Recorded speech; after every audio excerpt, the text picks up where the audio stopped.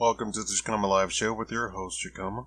Make absolutely sure that you interact with this video. That's the only way that we YouTubers actually make money. Watch the entire video, click the thumbs up or the thumbs down, leave a comment. That's all interacting. And share the video if you need be. What is the definition of the stimulus package? What is actually going on? So here's the definition. A stimulus package is a package of economic measures put together by a government to stimulate a floundering economy. The objective of a stimulus package is to reinvigorate the economy and prevent or reverse a recession by boosting employment and spending. The theory behind the usefulness of a stimulus package is rooted in Keynesian economics, which argues that the impact of recession can be lessened with increased government spending. Here are the key takeaways. The stimulus package is a coordinated effort to increase government spending and lower taxes and interest rates in order to stimulate an economy out of recession or depression. Based on principles outlined by Keynesian economics, the goal is to increase aggregate demand through increased employment, consumer spending, and investment. And number 3, the U.S. Senate voted to approve a $2 trillion stimulus bill on March 26, 2020 to backstop the economy for the economic impact of the coronavirus. And getting into the meat of it, on March 26, 2020, the U.S. Senate voted to approve a stimulus bill totaling $2 trillion to provide relief to individuals, families, small businesses, and industries impacted by the economic slowdown caused by the coronavirus pandemic. Now, how does the stimulus package work? A stimulus package is a number of incentives and tax rebates offered by a government to boost spending in a bid to pull a country out of recession or to prevent an economic slowdown. A stimulus package can either be in the form of a monetary stimulus or a fiscal stimulus. A monetary stimulus involves cutting interest rates to stimulate the economy. When interest rates are cut, there is more incentive for people to borrow as the cost of borrowing is reduced. An increase in borrowing means that there will be more money in circulation, less incentive to save, and more incentive to spend. Lowering interest rates could also weaken the exchange rate of a country, thereby leading to a boost in exports. When exports are increased, more money enters the economy, encouraging spending and stirring up the economy. A potential problem of fiscal stimulus is that to increase public spending, the government has to increase its borrowing, which would lead to a higher debt to GDP ratio. Also, people may actually choose to save the excess disposable income instead of spending it, which could render the stimulus package ineffective. Here's a fun fact. The downside of fiscal stimulus is a higher debt to GDP ratio and the risk of stimulating or hoarding any cash given to them instead of spending the money. People will, very intelligently, come to the conclusion that if money is cheap right now, let me amass all the money that I possibly can because there will be a end to this stimulus, fiscal stimulus, right? So let me get all the money that I possibly can right now and hoard my money, which means that the stimulus package is ineffective. Now, what is the stimulus package in practice? Another form of monetary stimulus is quantitative easing and expansionary monetary policy, in which the central bank of a country purchases a large number of financial assets, such as bonds from commercial banks and other financial institutions. Let me pause right there. The United States does not have a federal central bank. Our central bank is actually privately owned, which means that the country is actually at the mercy of a private business. I would hope that every American understands that. Now, there are countries where the central bank is, in fact, not private. It's formulated in a completely different structure. I'm rubbing my eyes. I shouldn't be rubbing my eyes. I'm also sick. So, there you have that. The purchase of these assets in large amounts increased the excess reserves held by the financial institutions, facilitates lending, increase money supply in circulation, drives up the prices of bonds, lower the yields, and lowers interest rates. A government will usually opt for quantitative easing when a conventional monetary stimulus is no longer effective. Following the vote to leave the European Union, the Bank of England designed to stimulate package to prevent the country from going into the recession. Part of the stimulus package included a quantitative easing plan to purchase £10 billion worth of corporate debt from a pool of £150 billion in order to drive down borrowing costs. Interest rates were also cut to 0.25% from 0.5%. When the government opts for a fiscal stimulus, it cuts taxes or increases its spending in a bid to revive the economy. When taxes are cut, people have more income at their disposal. An increase in disposable income means more spending in the economy to boost economic growth. When the government increases its spending, it injects more money into the economy, which decreases the unemployment rate, increases spending, and eventually counters the impact of a recession. In March 2020, the several countries, including the United States, scrambled to coordinate stimulus packages in response to the global coronavirus pandemic. This included cutting interest rates close to zero and providing stabilization mechanisms to the financial markets in conjunction with tax breaks, sector bailouts, and economic and employment support to displaced workers. $787 billion. And the amount of the 2009 government stimulus package meant to cushion the blow of the U.S. recession stemming from the credit crisis and help revive the economy. So under Obama,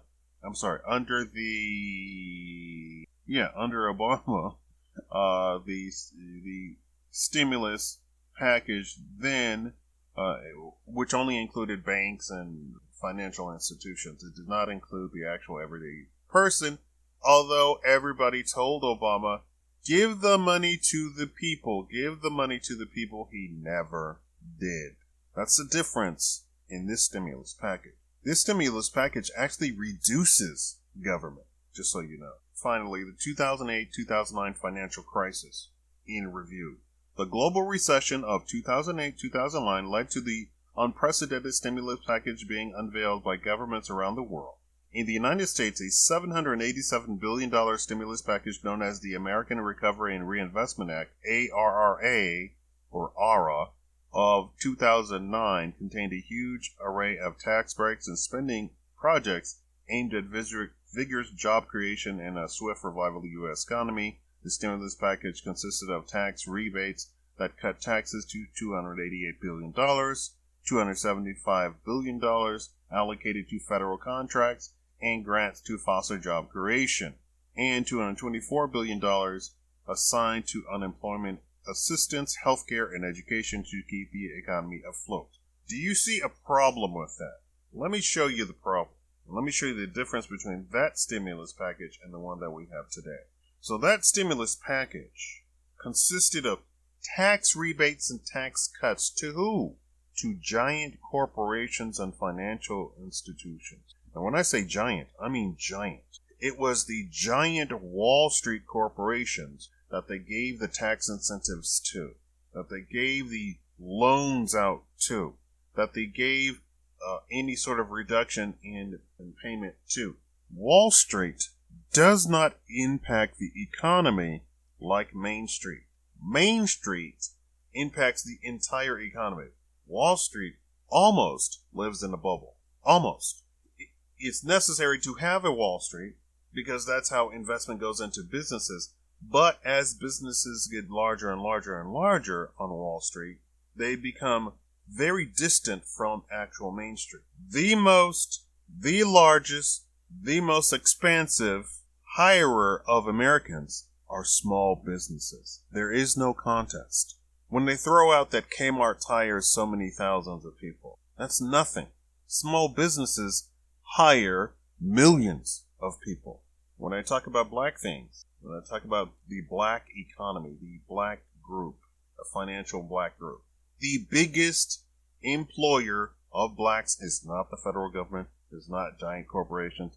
It is black businesses. First of all, there's no contest. Small black businesses hire the most black people ever. So I am always trying to encourage on my channel to create small black businesses. And when I say create small black businesses, I mean literally businesses that hire people.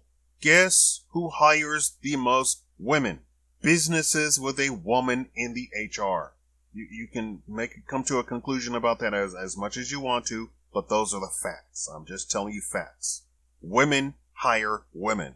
Guess who hires Chinese Americans? Chinese American businesses. Guess who hired Japanese Americans? Japanese American businesses. Guess who hires white people? White businesses. Those are the facts. I've tried to encourage black people to start businesses that hire people. You want to clean up an area in a city in the black section? Very simple. Go in there and start black businesses. And I don't mean one or two. I mean like 2,000. They complained about Koreans going into black neighborhoods and open up businesses. There is merit to that because the Koreans literally are a bubble that sucks out all of the money out of the black community around them and do not invest in that particular community. Why? Because there is no incentive to. They then take all of their money and send it to whomever that they're going to send it to. I don't know if it was the Korean community across the city or back to Korea. I don't know what they do with the money, but it doesn't go in the black community. That's what I know. And 2020 ABC, NBC has done research to show that banks are giving incentives for Asian American operated businesses to go into black communities and suck out the money. Don't argue with me, argue with ABC 2020 and all that stuff. Now, under Obama, the stimulus package was to giant corporations, which had nothing to do with the country. You want to wonder why there wasn't a robust recovery, and all of the people trying to promote Obama as setting into place plans to recover the economy, and that Trump is simply coasting in on the recovery of the economy? No, that is the exact opposite. In fact, President Trump has erased almost everything that Obama has done because it was an utter and complete failure. Now, let's get to 2020. The economy was almost reaching perfection. Unemployment was staggeringly low. Employment was staggeringly high. Guess who was the most and largest, most expansive creator of an opener of new businesses amongst all the groups? Not white men, not white women, who are of course the largest group. That's what you expect. No, it was black businesses. More black businesses opened than any other group. And then of course Trump says we have a historic black unemployment in the history of actually keeping track of black unemployment. We have the most black employment in the history of keeping track of black employment. Now, people, of course, would come against Trump, or who are against Trump to begin with, that Trump, you had nothing to do with that. Oh, he most certainly did. By creating an economy that encouraged black people to open up the most businesses out of all groups, guess what happened? Black employment went up, black unemployment went down. Why? Because black people hire black people. It's as simple as that. It's as cut and dry as that. It's as black and white as that. Also, let's come to 2020. We had a robust economy. The United States was leading the entire world as the beacon of the best economy in the entire world. Guess who was heading the opposite direction? And who was our only competition? China. I'm not going to jump to any sort of conspiracy theories, but I'll make you draw your own conclusion by presenting facts to you. China was failing, slumping down. Guess who else? The European Union, Canada, Mexico, South America. And what's ironic is the emerging economies of Africa were doing fine. They were gearing up, just like the United States. So Africa's going up, Europe is going down, Asia's going down, North and South America outside of the United States are going down, and the United States is pushing forward. The dollar is becoming stronger and stronger and stronger. Eventually, manufacturing started to come back to the United States. And then all of a sudden, the coronavirus pandemic hysteria caught on to the entire world. Out of the blue. Let me also point to you a pandemic that actually happened during the Obama administration versus 2020. Under the Obama administration, not one, not two, but three separate quote-unquote pandemics actually occurred. There was no worldwide shutdown, and the death toll was 10 times as much on each pandemic. Not put together, each one. No worldwide shutdown. We come to 2020, and there is a worldwide shutdown on something that didn't have as many, certified fatality rate? CFR? I'm not jumping to any conclusions, I'm just presenting facts. Those are the facts. The United States had a robust economy. December, we were doing fantastic. January, we were doing fantastic. All of a sudden, a hysteria hit, and the world started shutting down. Now we need a stimulus package. But we're not doing a Obama stimulus package. We're doing a Trump stimulus package, which is more of a libertarian stimulus package and not more of a Keynesian economic stimulus package, but more of the libertarian stimulus package. The name is escaping me right now. I'm sorry. Write the name if you know who I'm talking about. Mises, right? That sort of stimulus package. Where the actual tax rebate, actual tax incentive, actual tax reduction, which reduces the power and scope of the actual federal government and your local government. You know who's actually paying all of this? Mostly the states. So your local government is being reduced and your federal government is being reduced. Notice that every day in his briefings, the President of the United States said that he's working with the governors. He's laying it at the governor's feet. Now you have those governors who push back and say, oh, we don't have to. They're lying. They're flat out lying. It's a giant pool of resources, and not every state is impacted the same way under this thing, right?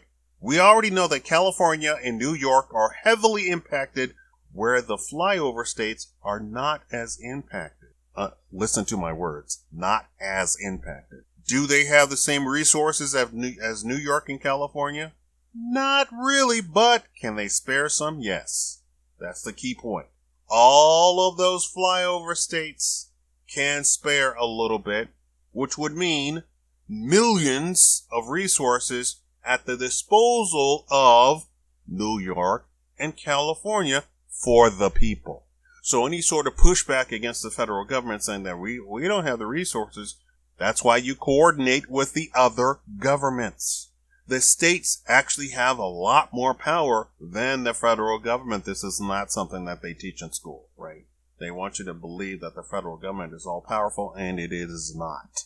And what's funny is when the reporters are pushing back and saying that, well, you don't have all of this power, and people are applauding, they then turn around when the governor says, I don't have all this power, and they say, yeah, how dare Trump take all of this power and crown himself king? You can't have it both ways. Either you don't have the power or you do have the power. So if the reporter, the media, is saying, Trump, you don't have all this power, he doesn't have all this power, right? You can't then have the governor turn around and say, I don't have any power. Trump has all the power. You can't have it both ways. Under this stimulus package, The power is shifting to the people. The power is shifting to the small business. Why? Because the small business is the economy. Main Street is the economy. That's what this stimulus package is doing. So, we're winning on both sides. We had a robust economy. They want to pull a bunch of shenanigans and have a complete panic, worldwide panic. Okay. When it comes time for the stimulus package to actually save businesses and save the economy, this president put the power back, right smack dab back into the people, not the giant corporations. The stimulus checks went to people who did not make more than such and so money. I think it was something like $90,000. So anybody who was already wealthy, nope, stimulus package does not go to you. And for some reason, somebody included that if you pay child support, that you don't get a stimulus check either. That's very ironic, because that literally means that for that entire segment of the population who's not rich, by definition not rich, right? Not wealthy by any definition, right? When you start to imagine that those people are already excluded, right? It's the people who don't have the money but pay child support, and they're excluding them, which seems to be a little bit unconstitutional. If I'm reading my Constitution correctly, that means that you are taxing that segment of the population. Correct me if I'm correct, any sort of lawyer in the actual comment section. Thank you all for watching. Please donate to fund this channel. PayPal.me/Shakaama or cash.app/$Shakaama. Thank you.